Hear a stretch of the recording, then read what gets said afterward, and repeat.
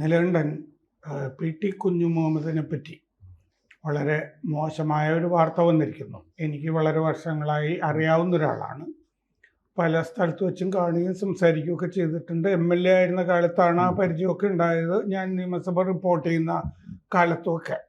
അപ്പോൾ അദ്ദേഹം ഇപ്പോൾ ഒരു സ്ത്രീയെ കടന്നു പിടിച്ചു, ഹോട്ടൽ മുറിയിൽ വെച്ച് ക്ഷണിച്ചു വരുത്തിയിട്ട് കടന്നു പിടിച്ചു എന്ന് പറഞ്ഞൊരു പരാതി പോലീസിൽ വന്നിരിക്കുന്നു. അത് കേരളത്തിൻ്റെ രാജ്യാന്തര ചലച്ചിത്രോത്സവമൊക്കെ ആയിട്ട് ബന്ധപ്പെട്ടതാണ്, IFFK. അപ്പോൾ ഈ പി ടി കുഞ്ഞുമുഹമ്മദ് അതിൻ്റെ IFFKയിലേക്ക് മലയാള സിനിമകൾ തിരഞ്ഞെടുക്കാനുള്ള ജൂറിയുടെ അധ്യക്ഷനാണ്.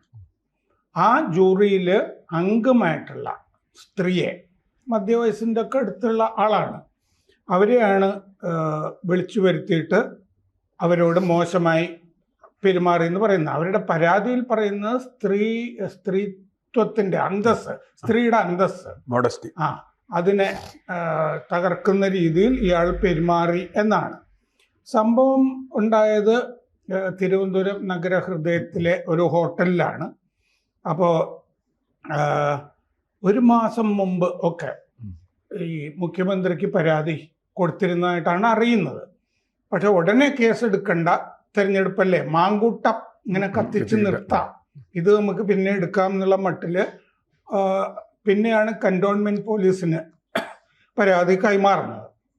പോലീസ് ഈ ഹോട്ടലിലെ CCTV ദൃശ്യങ്ങളൊക്കെ പരിശോധിച്ച് ഇവർ രണ്ടുപേരും ഉണ്ടോ എന്ന് കണ്ടെത്തുകയൊക്കെ ചെയ്തു.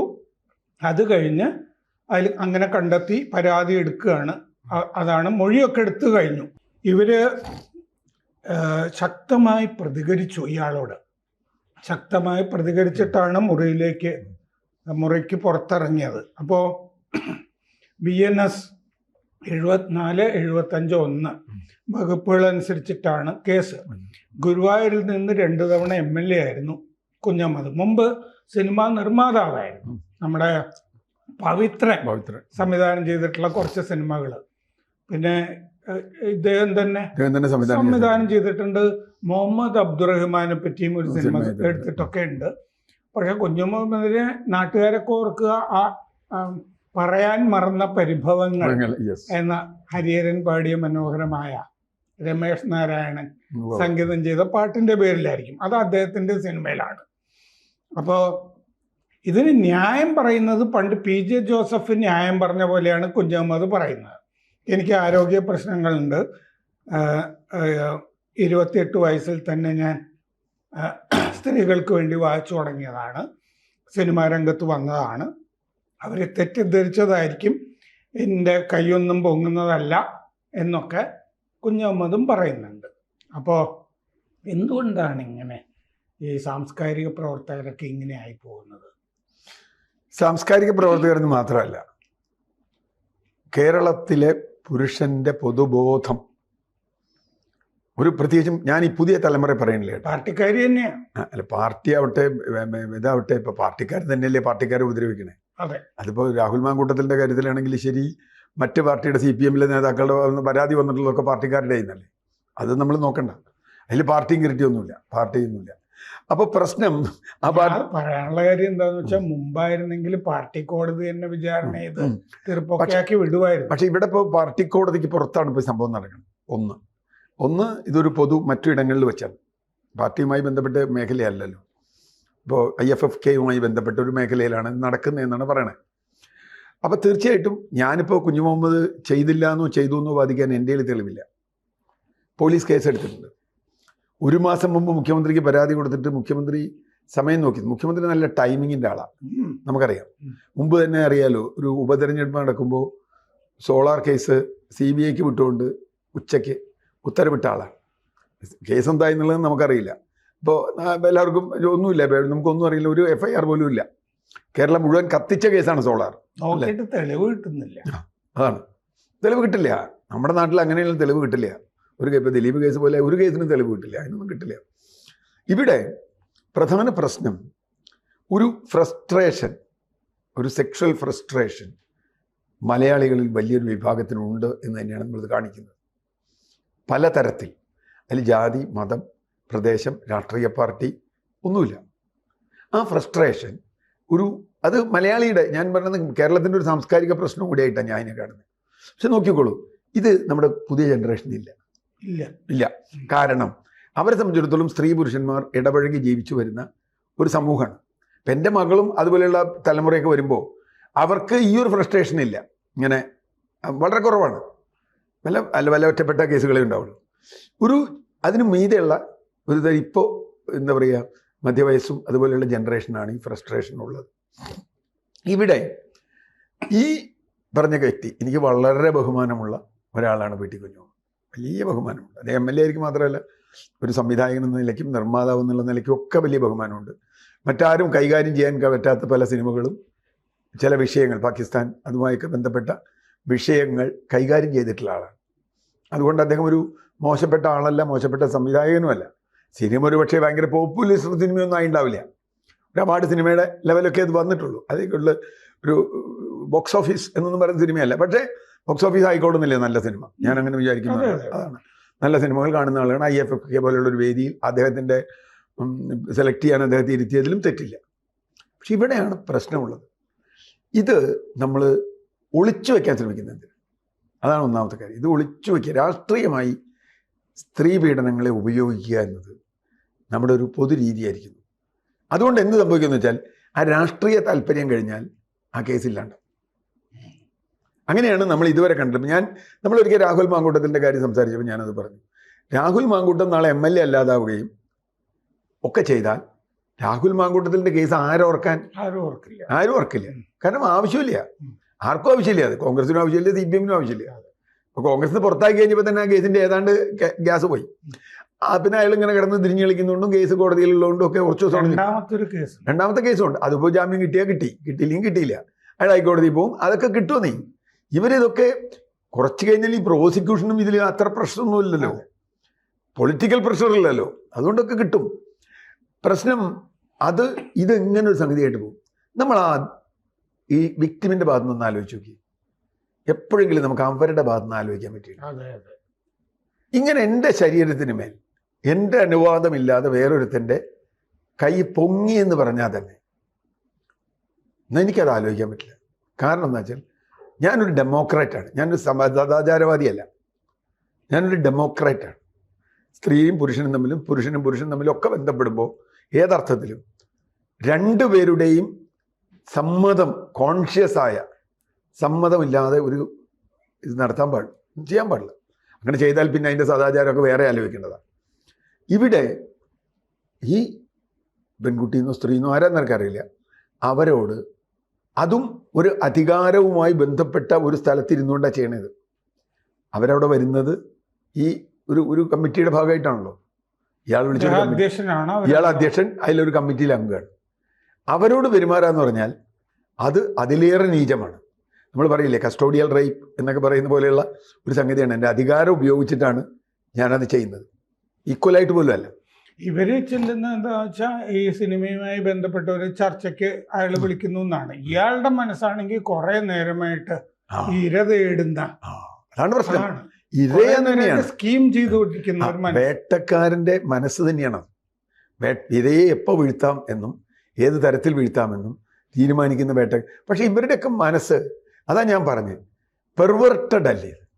ഇതിന് പെർവേർഷൻ എന്നാ പറയുക, ഇതിന് സെക്സ് എന്നല്ല പറയുക, പെർവേർഷനാണ്, വൈകൃതമാണ്. ആരോടെങ്കിലും ഏതെങ്കിലും ഒരു പെണ്ണിനെ കാണുമ്പോൾ ഉടനെ അങ്ങ് കയറി പിടിക്കാൻ തോന്നുക, അല്ലെങ്കിൽ എങ്ങനെയും വീഴ്ത്താൻ തോന്നുക എന്ന് പറയുന്നത് പെർവേർഷനാണ്. ആ പെർവേർഷൻ ഇപ്പോൾ രാഹുലിൻ്റെ കാര്യത്തിൽ രാഹുൽ മാങ്കൂട്ടത്തിൻ്റെ കാര്യത്തിൽ നമ്മളത് കണ്ടതാണ്. അത് അതിൻ്റെ തിലകൻ പറഞ്ഞ മാതിരി അതിൻ്റെ ഹയസ്റ്റ് വെർഷനാണ്. ഏറ്റവും ഉയർന്ന വെർഷൻ നമ്മൾ കണ്ടു. ഇതും അതിൻ്റെ വേറൊരു വെർഷനാണ്. ഇനിയിപ്പോൾ ഇദ്ദേഹത്തിൻ്റെ വാദം എനിക്ക് പറ്റില്ല. ഇപ്പോൾ എനിക്ക് ഓർമ്മയുണ്ട്, നമ്മുടെ സിവിക് ചന്ദ്രനെതിരെ ഇതുപോലെ ഒരു കേസ് വന്നു. ഞാൻ ആ കേസിൽ അതിജീവിതയ്ക്ക് അല്ലെങ്കിൽ ഇരയ്ക്ക് വേണ്ടി ഒപ്പിട്ട് കൊടുത്തു. കുറെ കാലം സിവിക്കിന് വേണ്ടി വാദിച്ച കുറേ ആളുകളുണ്ട്. സിവിക്ക് അങ്ങനെ ചെയ്യില്ല, അവരെൻ്റെ ശത്രുക്കളായി അവസാനം. ഞാൻ പിന്നെ ആ കേസെങ്ങും പോയില്ല, കേസൊന്നും ഉണ്ടായില്ല. പിന്നെ അതിൽ വേറെ എന്തൊക്കെയോ നടന്നു. എന്താ നടന്നതെന്ന് എനിക്കറിയില്ല. ഞാൻ പിന്നെ അതിൻ്റെ പിന്നാലെയും പോയില്ല, കാരണം നമ്മളത് അങ്ങനെ ചെയ്യുന്ന ഒരാളല്ല. സിവിക്ക് നല്ലൊരു മനുഷ്യൻ, എനിക്ക് വളരെ ഇഷ്ടമുള്ള ഒരാളാണ്. ഞാൻ സിവിക്കിനെ നന്നായി ഫോളോ ചെയ്തിരുന്ന ഒരാളാണ്. ഇപ്പോഴും ഫോളോ ചെയ്യുന്നുണ്ട്.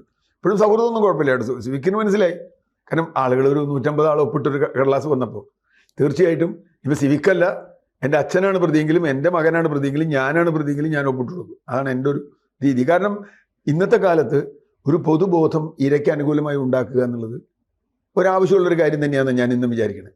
കൂട്ടത്തിൽ ഒപ്പിട്ട് കൊടുക്കുന്നതിന് വലിയ താല്പര്യമുള്ള ഒരാളല്ല ഞാൻ. പക്ഷേ എങ്കിൽ പോലും ഒരു പൊതുബോധം ഉണ്ടാക്കുക. ഇവിടെ ഒരു സംവിധായകൻ, സാംസ്കാരികമായി സാധാരണ മനുഷ്യരെക്കാൾ ഉയർന്നു നിൽക്കുന്ന ആൾ, സ്ത്രീകൾക്ക് വേണ്ടി സംസാരിക്കുന്ന ആൾ, ഇരകൾക്ക് വേണ്ടി സംസാരിക്കുന്ന ആൾ, ന്യൂനപക്ഷങ്ങൾക്ക് വേണ്ടി സംസാരിക്കുന്ന ആൾ, പ്രവാസികൾക്ക് വേണ്ടി സംസാരിക്കുന്ന ആൾ, ഇതൊക്കെ പറയുന്ന ഒരാൾ ഇങ്ങനെ ഒരു കാര്യം ചെയ്തു എന്ന് പോലീസ് കണ്ടെത്തിയിട്ടുണ്ടെങ്കിൽ അതിൻ്റെ തെളിവൊക്കെ പോലീസ് കിട്ടട്ടെ. എന്നെ സംബന്ധിച്ചിടത്തോളം അത് നമുക്കങ്ങനെ, പക്ഷേ എനിക്കിപ്പോൾ ആലോചിക്കാൻ പറ്റും. എന്തുകൊണ്ടാണെന്ന് വെച്ചാൽ ഇത്തരം ഇതുപോലെയുള്ള ആൾ എന്നുള്ള ആളുകൾ പോലും ഈ പെർവേർഷന് ചിലപ്പോൾ അടിമകളാവുന്നുണ്ട് എന്നുള്ളത് കേരളത്തിൻ്റെ ഒരു സത്യമാണ്. അവർക്ക് പ്രൊട്ടക്ഷനും കിട്ടുന്നുണ്ട്. അവിടെ ഉണ്ടൊരു കാര്യം, അവർക്ക് പ്രൊട്ടക്ഷനും കിട്ടും. ഇതിപ്പോൾ പ്രൊട്ടക്ഷൻ കിട്ടുമോ, കേസ് വിജയിക്കുമോ, കേസ് മുമ്പോട്ട് പോവോ, ഇനി ഈ ഇര തന്നെ ഇനി വേണ്ടാന്ന് വയ്ക്കുമോ? കാരണം അവർ അപമാനിക്കപ്പെടും. ഇതിൽ അങ്ങനെ ഒരു പ്രശ്നമുണ്ട്. ഇപ്പം ദിലീപിൻ്റെ കേസിലെ ഒരു നടിയായിട്ട് പോലും അവരെത്രത്തോളം പീഡിപ്പിക്കപ്പെട്ടു. അതിനുശേഷം വിചാരണ എന്നുള്ള പീഡനം, മാധ്യമ പീഡനം, എന്തെല്ലാം അവർ അനുഭവിക്കേണ്ടി വന്നു. എന്തൊക്കെ ഗോസിപ്പുകളിൽ അവർ എരിയായി. അവർക്കെതിരെ എന്തൊക്കെ നമ്മുടെ ഈ ദിലീപിൻ്റെ സംഘം പറഞ്ഞു.